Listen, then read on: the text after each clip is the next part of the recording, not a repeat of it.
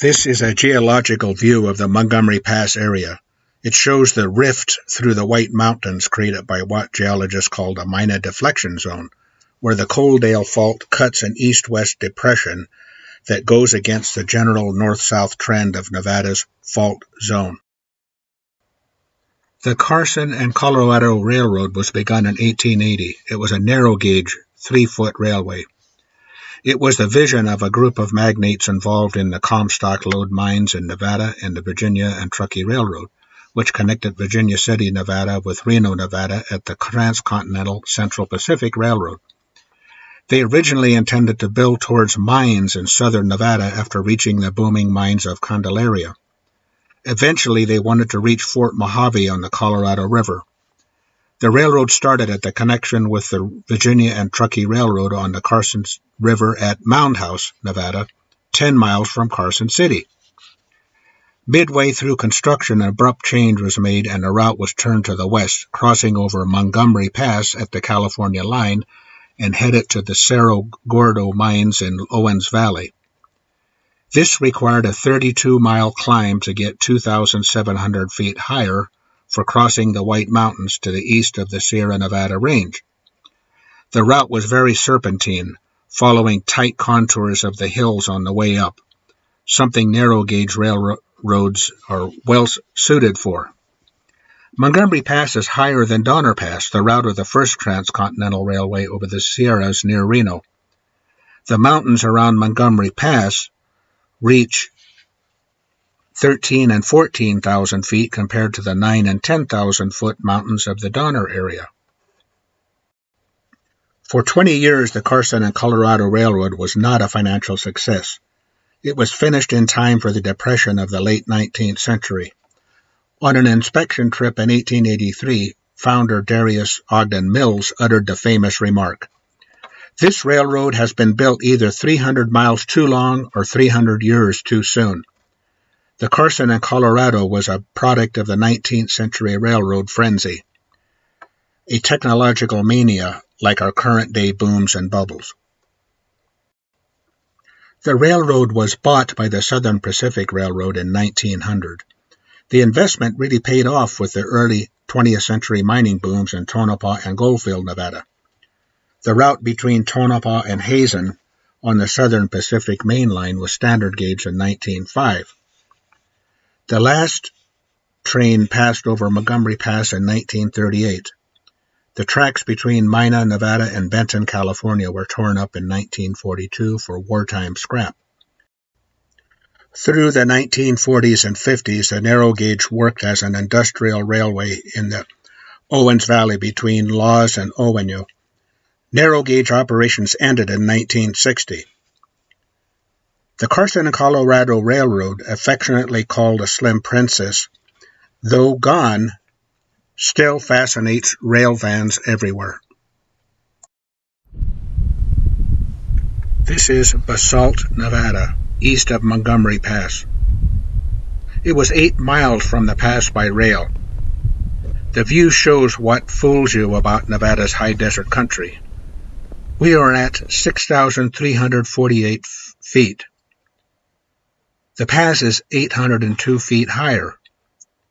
3 locomotives are often required to make the long grade from Mina, 33 miles away. Fuel and water stops like Basalt were a crucial part of the system. Such places were also a part of the communication system. Telegraphy was the 19th century internet. What a lonely outpost was Basalt. It still is.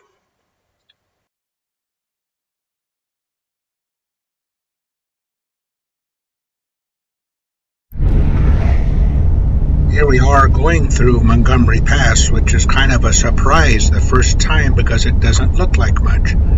You're very high, and I'm expecting to, go up through a bunch, something like Donner Pass. And all of a sudden, here we are, higher than Donner Pass.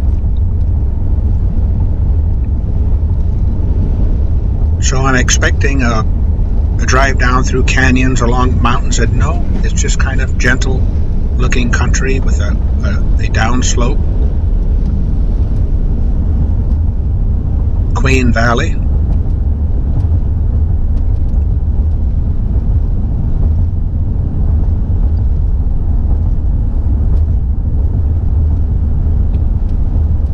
Kind of a surprise the first time. You notice there's not much traffic out here.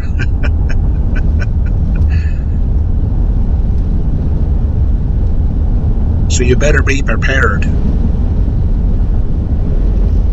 Boundary Peak, the highest point in Nevada, appears on the left. And then Montgomery Peak, which is a bit higher on the California side, is to the side of that. Big valley. Reliable fuel and accommodations are 50 miles ahead at Bishop and 70 miles behind at Hawthorne. So I've heard many stories of Easterners coming out and they just don't know these kind of places. They'll be way out here and just run out of gas. So you've got to, again, plan ahead. There is Benton ahead, but they do have a little gas station there, but I'm not sure how reliable it is. I know there's no motels or anything there. So be prepared. It's still remote. 30 years ago, places like Coaldale and even Montgomery Pass had fuel and motels, but they've all been abandoned. So it's really more remote than it was 30 years ago.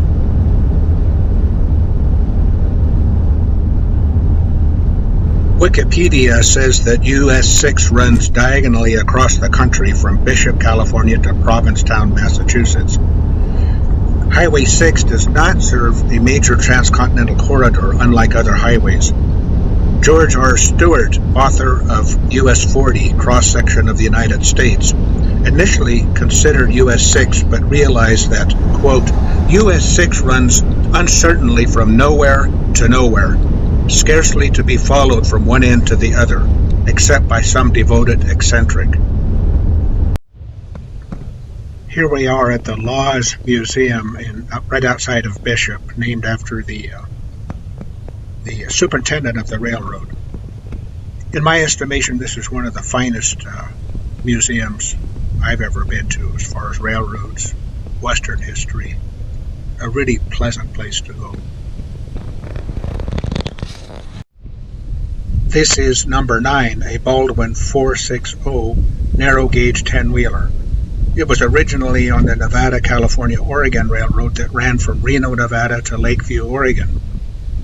It ran for 50 years and was the last serviceable SP narrow gauge locomotive and retired in 1960. It is one of 3 other surviving members of this locomotive class. The other 2 are in Independence, California and Sparks, Nevada. Imagine how hot it was working here in the summer, or how cold and windy it was going over Montgomery Pass in the winter. Our ancestors were a different breed indeed.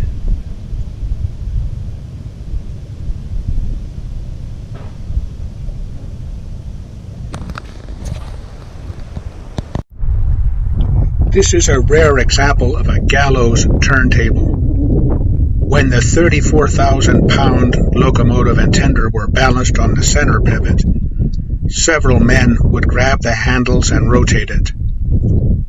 I guess they didn't need to go to an exercise club after work. The narrow gauge locomotives were relatively light in comparison to similar standard gauge locomotives that weighed 150,000 pounds. And they ran on 35-pound per yard rail compared to the 100 pounds for standard. This view in a Law's shop gives you a sense of narrow gauge. Narrow gauge was advantageous in mountainous country because it could handle tighter curves and minimal spaces. You could get a car that was about 8 feet wide on a 3-foot track. Law's Museum also has many nice inside displays of past life, stores and doctors and dentist offices, clothing and beauty shops, residences, something for everyone.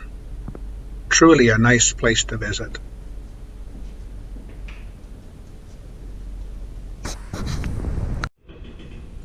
The telegraph system you can hear was the beginning of the information age. One historian called it the Victorian Internet.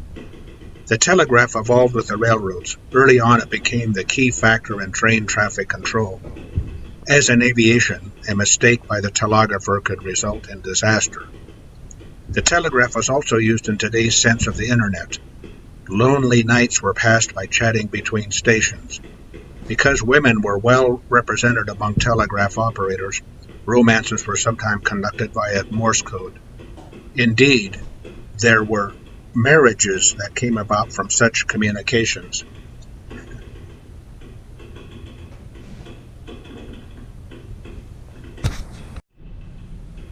The depot in small-town America was a fascinating place, like today's airports. But even more than airports, depots were the focal point of the community during the railroad era.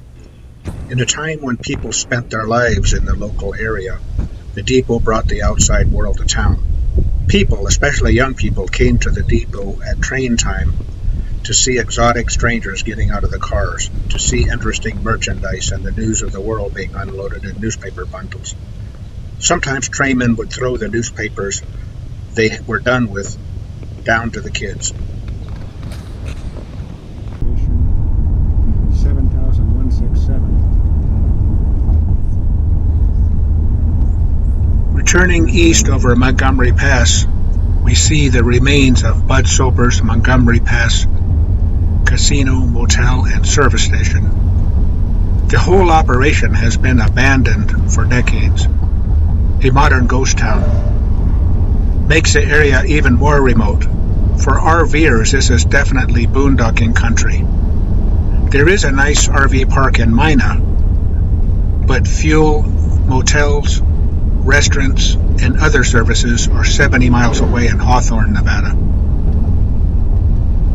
We're going down the grade that took the Carson and Colorado Railroad 40 minutes to negotiate. The 8 curvy miles to Basalt. The problem for railroads was not to climb up a mountain. The problem was getting down. Before around 1900, the Westinghouse air brake system was not in use. So hand brakes had to be used on each car by a brakeman who had to walk each car. This was plenty dangerous work, especially in icy weather and at night. It was part of the horrific count of 8,000 rail workers killed every year in the 1880s. Often, trains had to stop going down grade to cool the red-hot wheels caused by braking. Also highly hazardous were the link and pin couplers of the era. It required trainmen to get between cars and use their hands to hitch up. Nowadays, we spend 4 minutes to get down this grade at 60 miles an hour in air-conditioned comfort. And yet, we complain about traveling. No, that's a road. Made that into a road. But it's blocked off. This highway map gives a general idea of the highway route over Montgomery Pass from Hawthorne, Nevada to Bishop, California. The Carson and Colorado Railroad grade is often inside of the highway. When you drive the 120 miles in modern comfort, think about the people who made the grades, cuts, and fills, using hand tools and animal power 138 years ago.